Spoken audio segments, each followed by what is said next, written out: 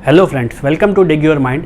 Discuss करते हैं lecture number 2 किसका, क्लास 10th के chapter pair of linear equation in 2 variables का। ठीक, इसका पहला लेक्चर में हम लोगों ने जो डिस्कस किया था वो क्या था, वो हम लोगों ने डिस्कस किया था कि लीनियर इक्वेशन क्या होती है, पेयर ऑफ लीनियर इक्वेशन का क्या मतलब है यहाँ पे। ठीक है जी, और वो ग्राफ पे हम कैसे प्लॉट करते हैं एक लाइन को, वो भी हमने लोगों ने देखा था। ये सारी चीज़ें डिटेल में जिन लोगों ने नहीं देखी हैं उसका लिंक डिस्क्रिप्शन में दे रखा है वीडियो का, वो उसमें जाके देख लें ताकि चीज़ें और समझ में आए। आज हम उसी के आगे से बात करेंगे। ठीक है जी, पहली क्लास में हम लोगों ने जो बात की थी वो हम लोगों ने देखा था कि एक लाइन होती है, उसको हम लोगों ने ड्रॉ कर लिया था और जनरल इक्वेशन की बात की थी, सारी बात थी। अब आज हम बात करेंगे इसको कैसे सॉल्व करते हैं लीनियर इक्वेशंस को। तो पहले तो बात कर लेते हैं पेयर की। अगर हम पेयर को देखें तो यहाँ पे 2 लाइन्स की बात करेंगे। तो लाइन लीनियर इक्वेशन में जब हम ग्राफ पे प्लॉट करते हैं तो क्या बात होती है, एक लाइन बनती है। तो हम लोगों ने मान लेते हैं कि ये इस तरह से एक लाइन हो गई, इस पे इनफाइनाइट पॉइंट्स होंगे। एक दूसरी लाइन होगी जिस पे भी इनफाइनाइट पॉइंट्स होंगे। ठीक, पर इन दोनों पे जो एक कॉमन पॉइंट होगा, जो पॉइंट ऑफ इंटरसेक्शन होगा, हम उसकी बात करेंगे, वो इन दोनों लाइन का सॉल्यूशन होगा। देखिए इस पॉइंट, इस लाइन पे इनफाइनाइट पॉइंट्स होंगे, एक्स और वाई की जो वैल्यूज़ होंगी। जैसे इसकी इक्वेशन जनरल इक्वेशन मान लेते हैं, a1x plus b1y plus c1 is equal to 0। और इस लाइन की इक्वेशन क्या मान लेते हैं हम, इस लाइन की इक्वेशन मान लेते हैं a2x plus b2y plus c2 is equal to 0।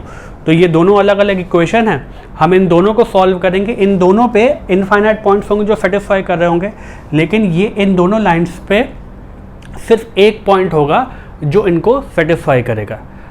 हम लोग आगे और भी चीज़ें देखेंगे डिटेल में, कंसिस्टेंसी ऑफ सिस्टम क्या होता है या किस तरह से लाइन इंटरसेक्ट करेंगी या नहीं करेंगी, उसकी कंडीशंस भी देखेंगे। लेकिन वो नेक्स्ट वीडियोस में हम जब पूरा चैप्टर पढ़ेंगे तो उसमें और हम डिटेल में इन सारी चीज़ों को समझेंगे। आज हम ये मान के चल रहे हैं कि लाइन्स जो हैं इंटरसेक्ट कर रही हैं, तब उस केस में हम उसको कैसे सॉल्व करेंगे। ठीक है, यहाँ तक बात समझ में आ गई। चलिए, तो इसको ही सॉल्व करने के कुछ वेज होते हैं। वो वेज क्या होते हैं, वो वेज होते हैं जब हम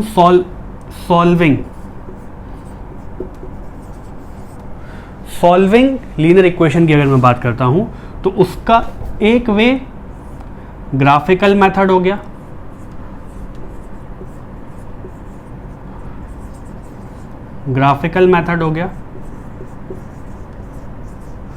और दूसरा जो वे है ब्रॉडली, वो क्या हो गया, अलजेब्राइक मेथड हो गया।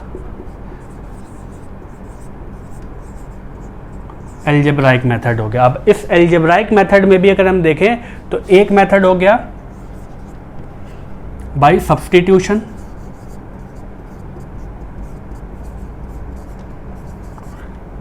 एक मेथड हो गया बाय एलिमिनेशन, और एक और मेथड है जिसको हम बोलते हैं मेथड ऑफ क्रॉस मल्टीप्लिकेशन।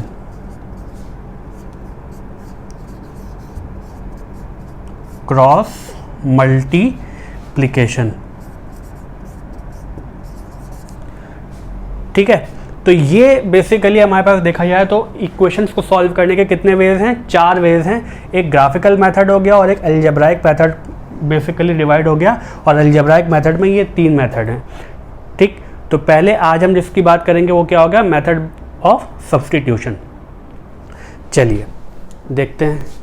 यहाँ हम सिंपली बात करेंगे कि हमें 2 इक्वेशन दे रखी होंगी, बात ही कर रहे हैं हम मेथड ऑफ सब्स्टिट्यूशन की। ठीक है जी, सब्स्टिट्यूशन।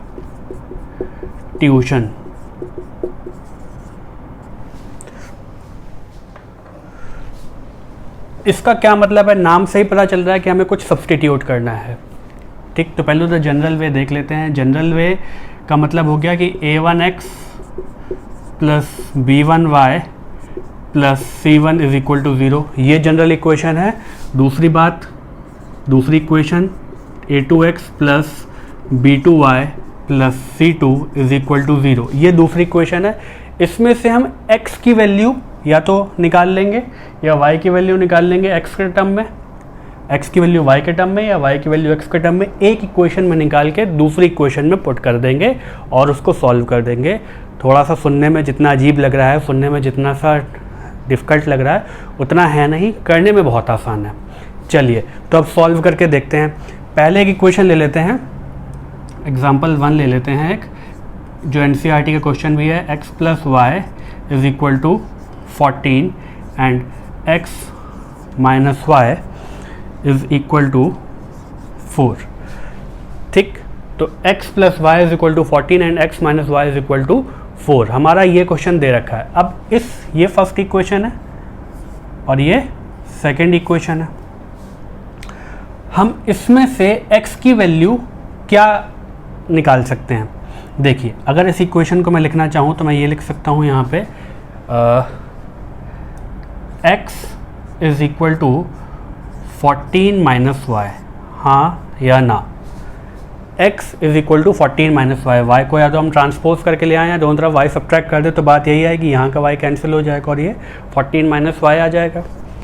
ये वैल्यू इस इक्वेशन में x की हम किस में पुट कर देंगे? इस इक्वेशन में पुट कर देंगे, ये वाली जो इक्वेशन है। ठीक, substituting value of x from equation 1 in equation 2, ये स्टेटमेंट दे दिया हमने। तो इसका क्या मतलब हुआ? अब x की जगह हम क्या पुट कर देंगे?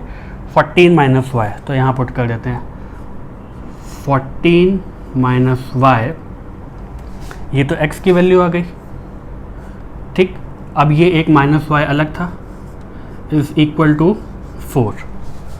ठीक, x की वैल्यू क्या पुट कर दी? 14 - y, इस x की वैल्यू ये आ गई। ये पूरा जो ब्रैकेट में है, ये माइनस का y अलग था और ये एक 4, इस ब्रैकेट को ओपन किया तो क्या बन गया? 14 - y = 4। ठीक है जी, चलिए अब यही सॉल्व कर लेते हैं, हो जाएगा। माइनस का y एंड माइनस का y कितना हो गया? माइनस का 2y, ये कितना बन गया? माइनस का 2y प्लस का 14 प्लस 14 = 4। क्लियर? ओके, अब दोनों तरफ 14 सब्ट्रैक्ट कर दिया तो ये कैंसिल हो गया, इधर का 14, ये 14 कैंसिल हो गया और ये माइनस का 14 इधर आ गया। दोनों तरफ 14 सब्ट्रैक्ट कर दिया तो ऐसा ही हो गया। यहाँ क्या बचा? माइनस का 10 और ये क्या है? माइनस का 2y।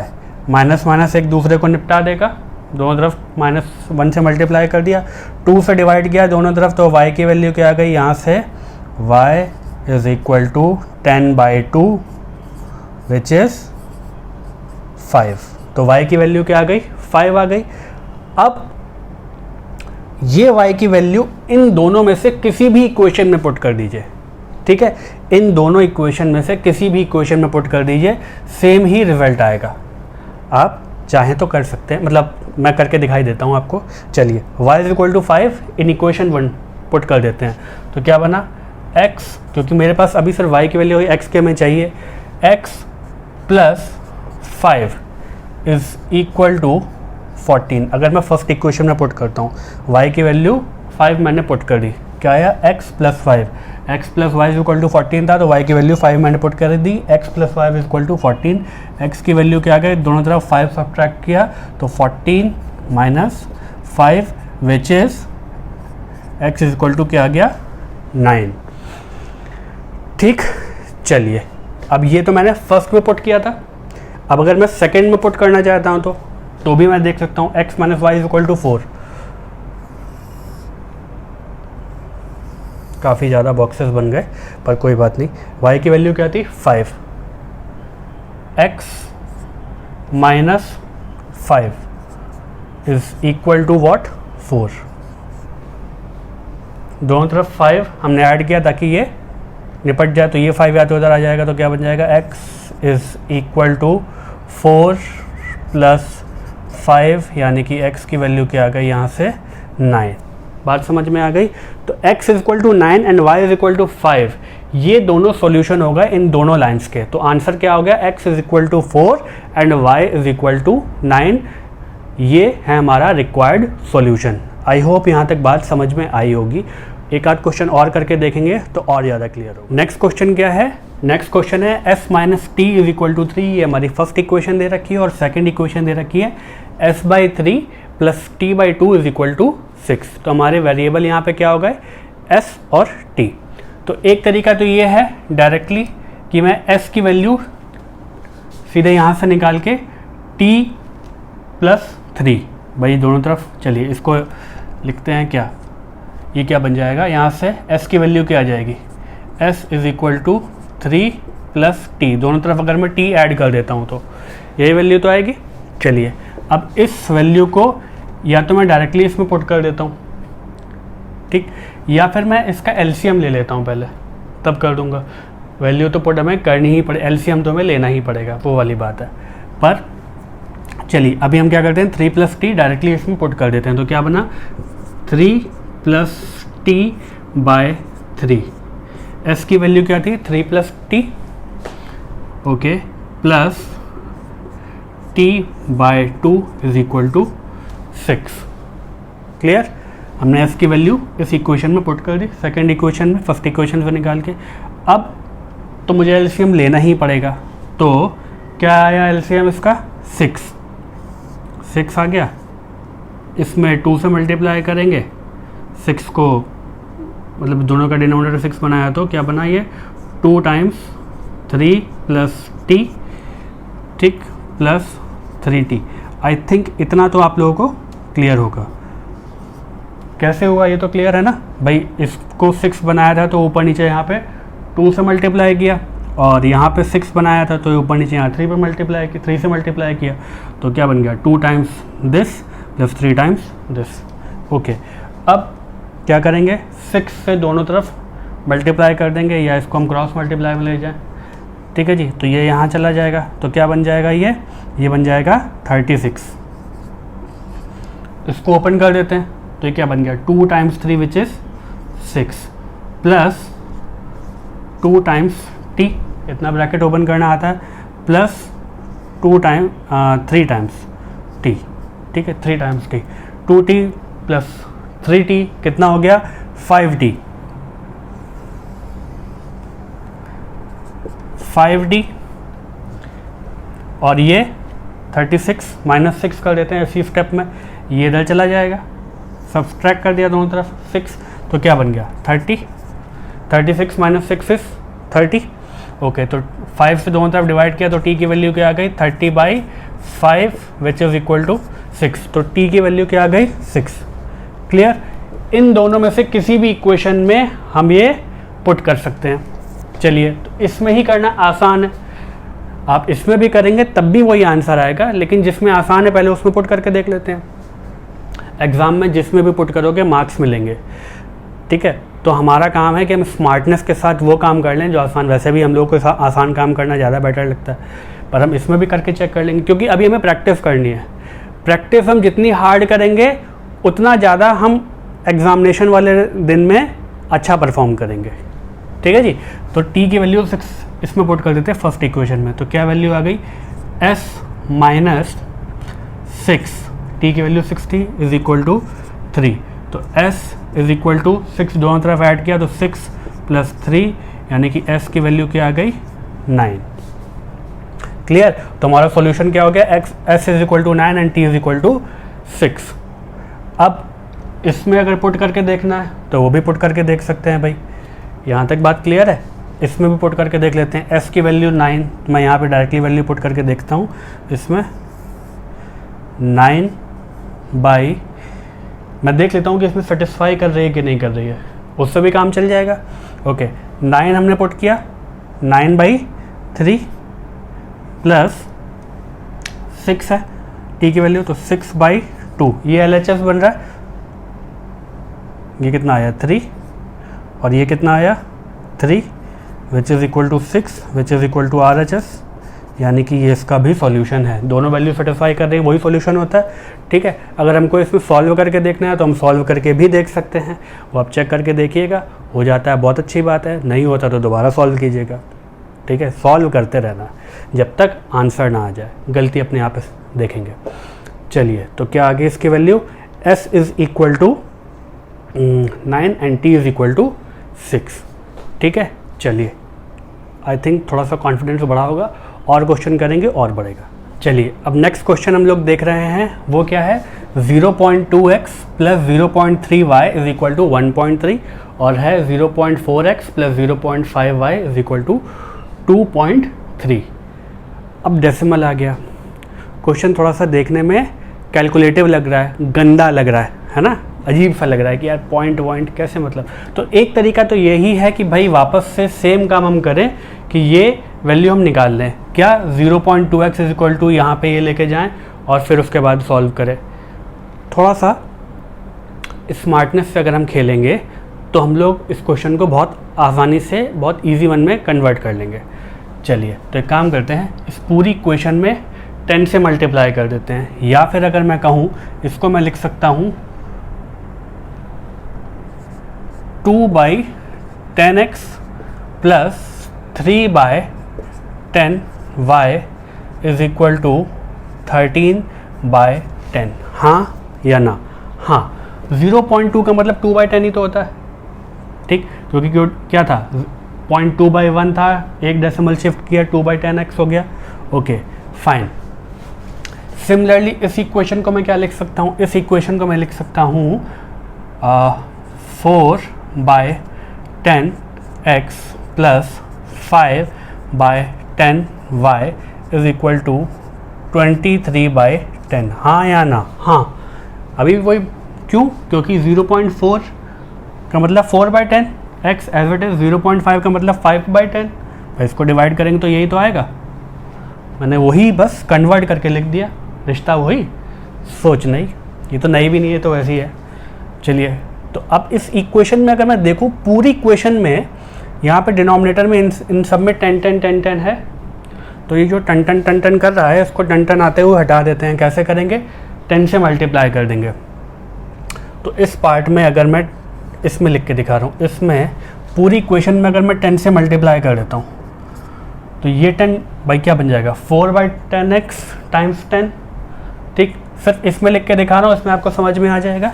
देखिए ये क्या बन जाएगा, ये बन जाएगा 10 times 4/10x plus 10 times 5/10y is equal to 23/10 times 10।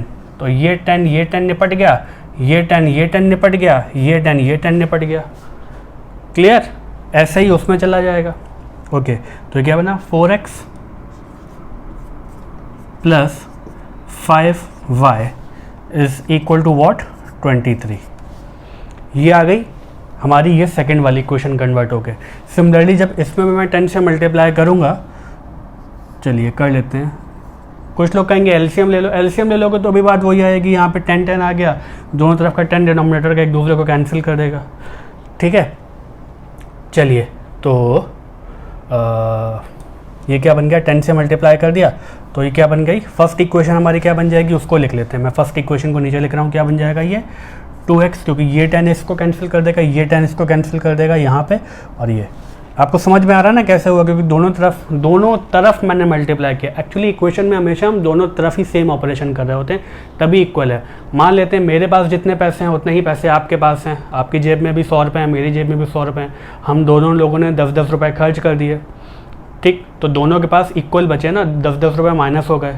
मान लो 20-20 रुपये हम दोनों लोगों को दे दिए, तो +20 आपके पास भी है, +20 मेरे पास भी, अभी भी इक्वालिटी बनी हुई है।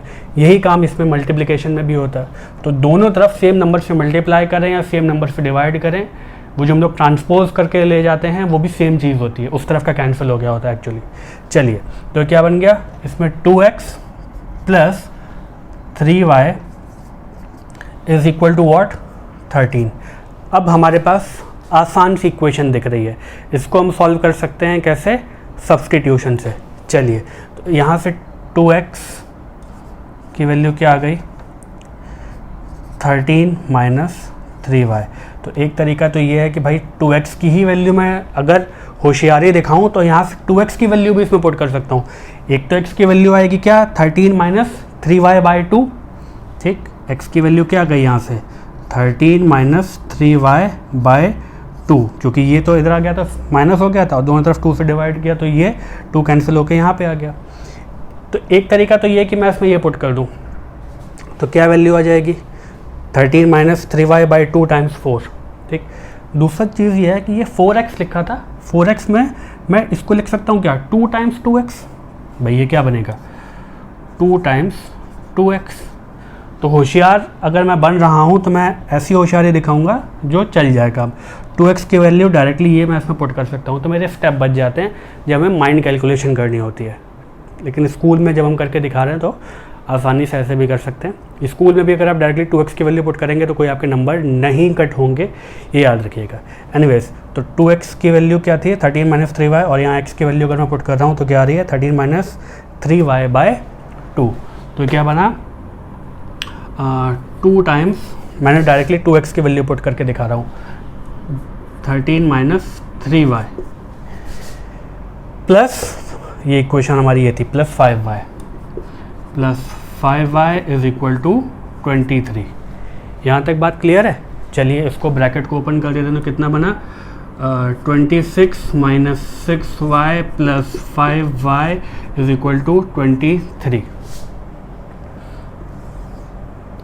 यहाँ पे क्या बन रहा है माइनस का 6y प्लस का 5y विच इज़ माइनस का y, और ये 26 उधर जाएगा तो क्या बन जाएगा 23 minus 26 minus Y is equal to what, minus का 3, माइनस माइनस कैंसिल, y की वैल्यू क्या आ गई 3, y की वैल्यू 3 आ गई। अब x की वैल्यू निकालने के लिए हम क्या करेंगे, किसी भी इक्वेशन में y की वैल्यू इन दोनों में से किसी भी इक्वेशन में पुट कर सकते हैं। आप चाहे तो इसमें भी कर सकते हैं, पर यही इक्वेशन से तो हमने ये इक्वेशन बनाई है ना।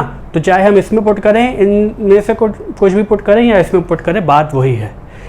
इस इक्वेशन में और इस इक्वेशन में कोई फ़र्क नहीं है, इस इक्वेशन और इस इक्वेशन में कोई फ़र्क नहीं है, क्योंकि हम लोगों ने इन्हीं को ट्रांसफॉर्म करके ये बनाया।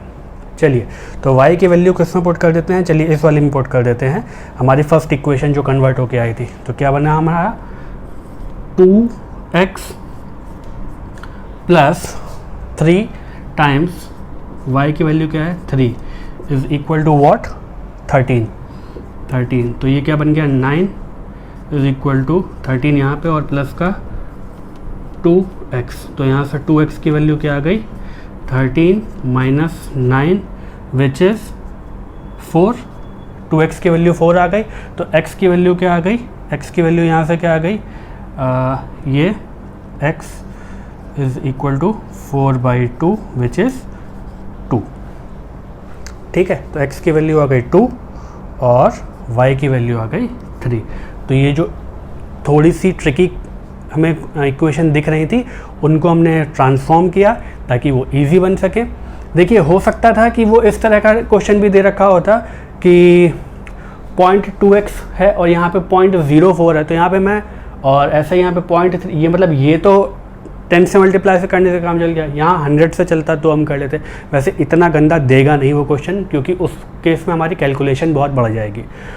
तो एक बात हमेशा याद रखिए, हमारा जब भी एग्ज़ाम होता है तो हमारे कॉन्सेप्ट चेक किए जाते हैं, कैलकुलेशन भी चेक की जाती है। ऐसा नहीं कि नहीं की जाती है, हमेशा कैलकुलेशन वो कुछ देंगे ही नहीं, लेकिन वो ज़बरदस्ती कि आपको उस क्वेश्चन में कैलकुलेशन नहीं देंगे जहाँ पे देने की ज़रूरत नहीं है।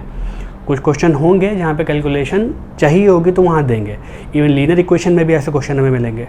ठीक है, चलिए कुछ क्वेश्चन और देखते हैं ताकि हमारा और कॉन्सेप्ट क्लियर हो। नेक्स्ट क्वेश्चन क्या कह रहा है, नेक्स्ट क्वेश्चन कह रहा है हमें x और y की वैल्यू फाइंड करनी और इक्वेशन दे रखी है क्या √2x plus √3y is equal to 0 और √3x minus √8y is equal to 0।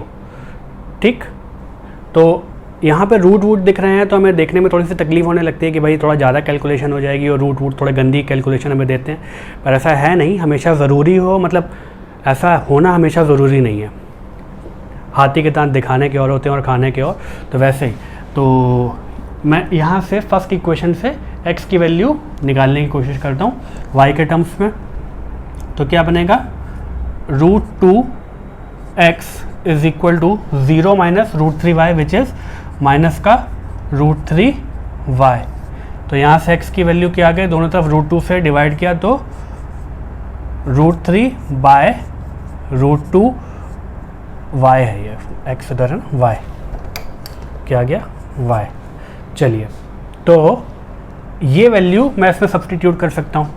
अब लोग कहेंगे कि भैया ये तो √2 डिनोमिनेटर में आ गया, अब रैशनलाइज करना पड़ेगा। ठीक है, बात बिल्कुल ठीक है, क्योंकि इरेशनल नंबर डिनोमिनेटर में नहीं हो सकता। पर अभी हमने कोई फाइनल वैल्यू थोड़ी निकाली, हम तो इसे सॉल्व करेंगे, तो इसको भी हम पुट करेंगे तो कोई दिक्कत नहीं है। तो यहाँ वैल्यू क्या आ रही है x की -√3/√2y। तो √3 टाइम्स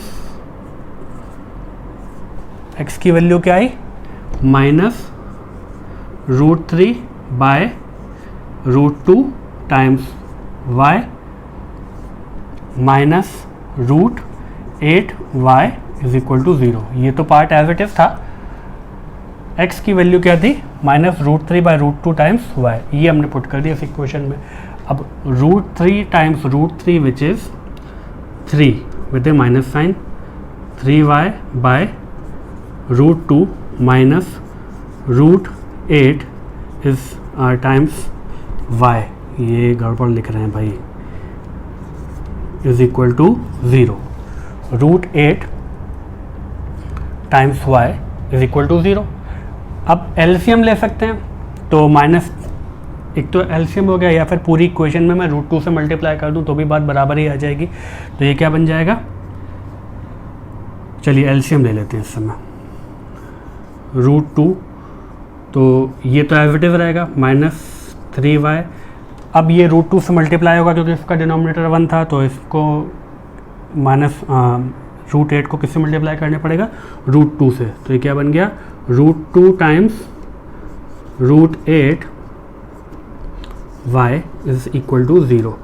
ये इधर मल्टीप्लाई हो जाएगा, ये दोनों तरफ मैं √2 से मल्टीप्लाई कर दूंगा, तो यहाँ वाला डिनोमिनेटर का तो √2 चला गया। ये क्या बना, न्यूमरेटर इसका -3y, और √2 टाइम्स √8 क्या हुआ, √16 -√16y इज इक्वल टू 0। और √16 की वैल्यू क्या हो गई, 4, तो -3y -4y is equal to what, 0।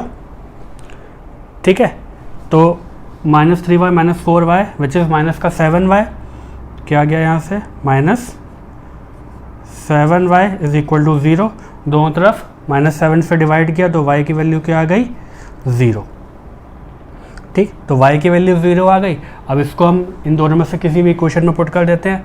चलिए मान के चलते हैं हम कि इसमें हमने पुट कर दिया, फर्स्ट इक्वेशन में पुट कर दिया जी। तो √2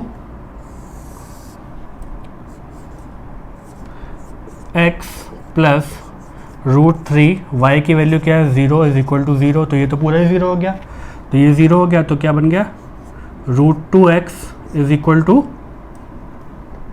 0। तो x की वैल्यू क्या आ गई, दोनों तरफ √2 से डिवाइड किया, 0। तो x की वैल्यू भी 0 और y की वैल्यू भी 0। इस पर भी पुट करके देख लीजिए, वही आएगा। x इक्वल टू 0 किया तो √3 times 0 which is 0, minus y भी 0 है, -√8 टाइम्स 0, यानी कि ये भी 0, ये भी 0, 0 - 0 is equal to 0। LHS equal to RHS आ गया। ठीक, तो ये देखने में जो हमें रूट वूट जैसे नंबर लिख रहे थे, आसानी से हमने इसको सॉल्व कर दिया। तो क्वेश्चन नॉर्मली वो कोशिश करेगा हमसे सॉल्व करवाए, ऐसा क्वेश्चन देगा। NCERT का ही ये क्वेश्चन था। चलिए अब थोड़ा सा और क्वेश्चन देखते हैं भाई। अब एक डिफरेंट फॉर्म का क्वेश्चन देखते हैं। ये क्वेश्चन कह रहा है solve 2x + 3y is equal to 11 and 2x - 4y is equal to -24 and hence find the value of m for which y is equal to mx + 3। ठीक है, ये दो इक्वेशन दे रखी हैं और इससे हमें x की वैल्यू फाइंड करनी है, सॉल्व करनी है। x की वैल्यू और y की वैल्यू दोनों की वैल्यू फाइंड करनी है, मतलब दोनों इक्वेशन को जैसे हम सॉल्व करते हैं वैसे सॉल्व करना है। उसके बाद हमें एक काम और करना है, सिर्फ वहीं पे भी नहीं रुकना है, हमें m की वैल्यू फाइंड करनी है। यानी कि इन दोनों से हम x y की वैल्यू निकालेंगे और यहाँ पर हम x y की वैल्यू पुट करके m के लिए सॉल्व करेंगे। यानी कि वो एक और इक्वेशन है जिसमें एक अननोन m की वैल्यू भी फाइंड करेंगे। तो ये थोड़ा सा डिफरेंट क्वेश्चन हो गया। ठीक है, चलिए सॉल्व करते हैं इस क्वेश्चन को। देखिए इक्वेशन दे रखी है हमें क्या, 2x + 3y is equal to 11 और यहाँ है 2x - 4y is equal to -24। अब या तो मैं x की वैल्यू निकाल लूँ या y की वैल्यू निकाल लूँ। यहाँ पे भी 2x है, यहाँ पे भी 2x है, क्यों ना एक काम करें हम सीधे 2x की ही वैल्यू निकाल दें। तो यहाँ से अब मैं इस वैल्यू से निकाल रहा हूँ, इस वाले से इक्वेशन से। तो क्या बन रहा है, 2x is equal to what, -24 minus का 24 माइनस का ये प्लस हो जाएगा 4y। ठीक है, दोनों तरफ हम क्या करेंगे, 4y ऐड करेंगे। तो ये किसकी वैल्यू हो गई, 2x की। मैं x की वैल्यू भी फाइंड कर सकता हूँ, दोनों तरफ 2 से डिवाइड करके वो भी इसमें पुट कर सकता हूँ। ठीक है, चलिए, कि अगर मैं x की वैल्यू चाहूँगा तो क्या निकल के आएगी, दोनों तरफ 2 से डिवाइड किया तो इंडिविजुअली अगर मैं 2 से डिवाइड कर देता हूँ तो भी क्या आ गया, माइनस का 12 प्लस 2y। भाई मैंने 2 इसमें से कॉमन ले लिया और दोनों तरफ 2 से डिवाइड कर दिया। तो एक तरीका तो ये आ गया कि इसमें मैं अब पुट कर दूँ। एक तरीका ये है, 2x की वैल्यू भाई डायरेक्टली यही आनी है तो यही पुट कर देंगे। चलिए, अब इसको हमने पुट कर दिया यहाँ पर डायरेक्टली। ठीक, तो क्या बन गया, माइनस का 24 और प्लस का 4y प्लस 3y। ठीक है, ये वैल्यू आई थी ना, ये वैल्यू हमने इसमें पुट कर दी इक्वेशन 1 में। तो क्या बन गया, माइनस का 24 plus 4y plus 3y is equal to what, 11। तो प्लस का 4y एंड प्लस का 3y कितना बन गया, 7y। ठीक, और ये 24 दोनों तरफ ऐड करेंगे तो क्या बनेगा, 11 प्लस 24 विच इज़ वॉट, 35। इतना कैलकुलेशन तो ईजिली कर सकते हैं हम। 7y इज इक्वल टू 35 आ गया, यहाँ पे 7y लिख लेते हैं। 7y is equal to what, 35। Pen change करो। तो y की वैल्यू यहाँ से दोनों तरफ 7 से डिवाइड किया तो क्या आ गई, 5। ठीक, अब इसमें से किसी भी इक्वेशन में पुट कर देते हैं, फर्स्ट वाली में पुट कर देते हैं। चलिए, तो क्या बनेगा, इस वाली में पुट कर दिया तो क्या बना, 2x प्लस 3 टाइम्स y की वैल्यू कितनी है, 5 इज इक्वल टू वॉट, 11। तो 2x plus 15 is equal to 11। 2x is equal to minus का 4 आएगा, x की वैल्यू क्या आ गई, माइनस का 2। ये 15 इधर सब ट्रैक किया था तो 11 माइनस 15 इज 4 और अपॉन 2 कर दिया तो x की वैल्यू क्या आ गई, माइनस का 2। अब यहाँ पे x और y तो आ गया हमारा। अब ये x और y हमें इस इक्वेशन में पुट करना है। ठीक है, ये एक डब्बा और बन गया।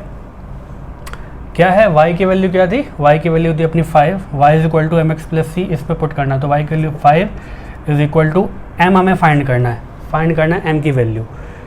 x की वैल्यू क्या है, माइनस का 2 प्लस 3। ठीक, तो m की वैल्यू के लिए हम ये सब्ट्रैक्ट करेंगे 3 दोनों तरफ, क्या बनेगा, 5 minus 3 which is 2 is equal to minus का 2m। यहाँ तक बात क्लियर है। दोनों तरफ 3 सब्ट्रैक्ट किया, माइनस 2 से डिवाइड किया दोनों तरफ, तो 2 से डिवाइड किया तो ये मतलब, चलो माइनस 2 से कर देते, -2। ठीक, is equal to what, m। तो ये क्या वैल्यू आ गई, -1 इज इक्वल टू m। तो m की हमारी ये वैल्यू आ गई जो हमें चाहिए थी। x और y की वैल्यू आ गई, x की वैल्यू ये और y की वैल्यू ये। और इससे हमने इन दोनों को सॉल्व करने के बाद ये कह रहा था find the value of m। Basically linear equation in 1 variable बन गया था, यहाँ पे m अननोन था, वो हमने फाइंड कर लिया। आई होप यहाँ तक सारी चीज़ें समझ में आई होंगी। हाँ जी, तो नेक्स्ट क्वेश्चन क्या कह रहा है, नेक्स्ट क्वेश्चन कह रहा है 7x minus 15y is equal to 2 and second equation है x plus 2y is equal to 3। ये क्वेश्चन हम लोग क्यों कर रहे हैं, ये क्वेश्चन इसलिए कर रहे हैं क्योंकि इसमें x और y की वैल्यू थोड़ी सी अजीब सी लगती हैं देखने में, तो उसको भी सॉल्व कर लेते हैं। ज़रूरी नहीं है कि हमेशा 1 2 3 या 0 या इस तरह की वैल्यू आएँ। हम थोड़ी सी ऐसी वैल्यूज़ भी देख सकते हैं कई बार जो हमें थोड़ी सी अटपटी लगे देखने में। चलिए, तो सॉल्व करते हैं।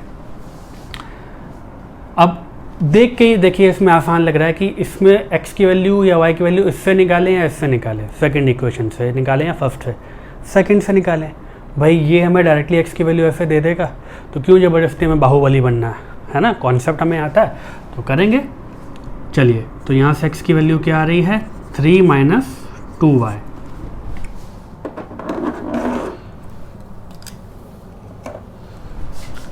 तो x की वैल्यू 3 - 2y आ गई, इसमें डायरेक्टली इक्वेशन 1 में पुट कर देते हैं। तो क्या बना, 7 टाइम्स x की value 3 - 2y minus 15y is equal to what, 2। 7 3 ज़ा 21। भाई मैंने क्या किया था, x की वैल्यू तो पुट की थी 7 टाइम्स x की वैल्यू थी 3 - 2y, तो ये आ गया minus 15y is equal to 2। तो एक्सपैंड किया तो 7 3 ज़ा 21 minus 14y minus 15y is equal to 2। ठीक, minus 14y and minus 15y कितना बन गया, माइनस का 29y इज इक्वल टू, ये 21 कैंसिल करेंगे, माइनस करेंगे दोनों तरफ, तो क्या बनेगा 2 - 21 विच इज़ माइनस का 19 एंड ये बना माइनस का 29y। ये माइनस और ये माइनस एक दूसरे को निपटा देगा, दोनों तरफ 29 से डिवाइड किया, y इज इक्वल टू 19/29। तो ये देखने में थोड़ी सी अजीब सी वैल्यू निकल के आई, पर कोई बात नहीं, ठीक वैल्यू है तो कोई दिक्कत नहीं है, सही कैलकुलेशन है तो कोई प्रॉब्लम नहीं है।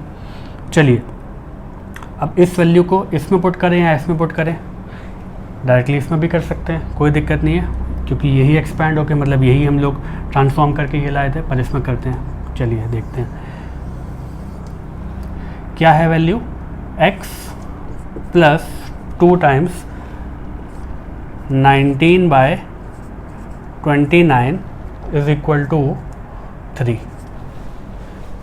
ठीक है, तो x की वैल्यू क्या आ गई, 3 माइनस डायरेक्टली मैं मल्टीप्लाई करता हूँ तो कितना आया 38/29। ठीक है, ये पूरी वैल्यू यहाँ सब पुट कर दी और एक्सपैंड कर दिया, 2 टाइम्स 19 इज 38। यहाँ पे वैल्यू आएगी, एलसीएम लेंगे तो 3 टाइम्स 29 कितना हुआ 87 माइनस 38 अपॉन 29, ये वैल्यू क्या आ गया। ठीक है, 3 टाइम्स 29 इज 87 माइनस 38, तो यहाँ क्या बचा, ये आ गया 49/29।